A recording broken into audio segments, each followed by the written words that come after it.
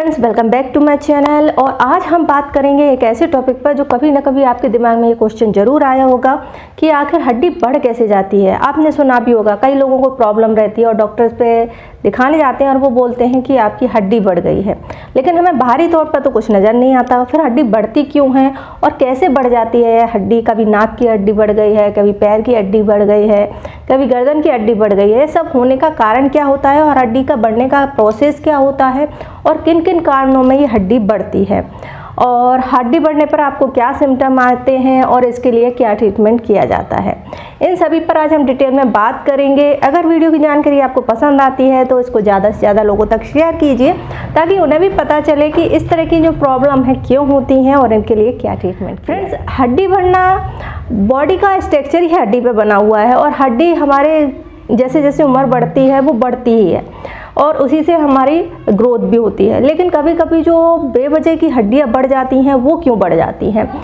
देखिए फ्रेंड्स, आपने कई सारे लोगों से बात भी की होगी या कहते सुना भी होगा कि कान की हड्डी बढ़ गई है, नाक की हड्डी बढ़ गई है, पैर की हड्डी बढ़ गई है।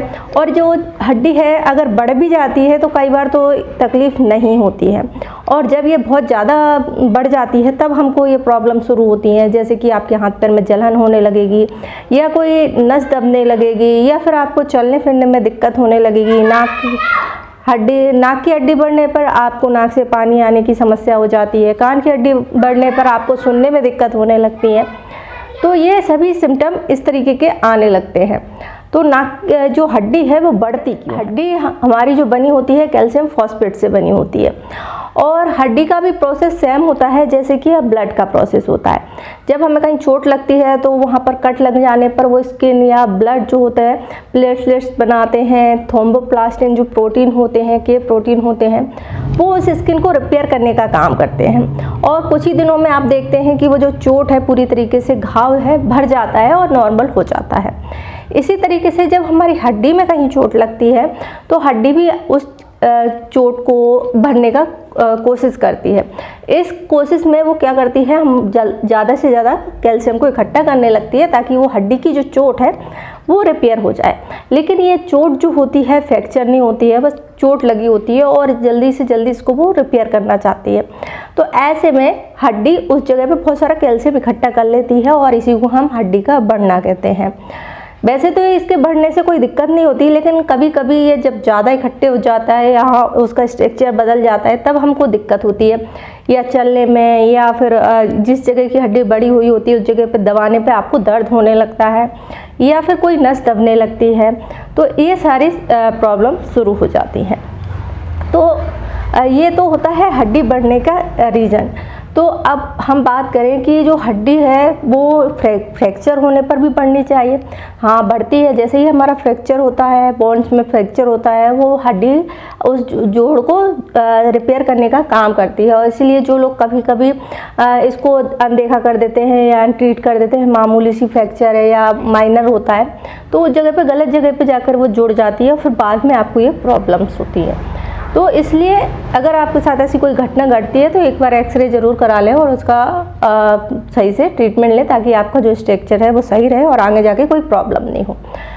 तो अब हम बात करते हैं, अगर ये हड्डी इस तरीके से बढ़ जाती है तो फिर इसके लिए क्या किया जाता है? हड्डी जो है इसके लिए आप पहले तो घरेलू तौर पर आप क्या कर सकते हैं कि जो हड्डी है वो ज़्यादा ना बढ़े और उसको नेचुरली जो दिक्कत है वो ना हो, इसके लिए आप नेचुरली तौर पर क्या कर सकते हैं?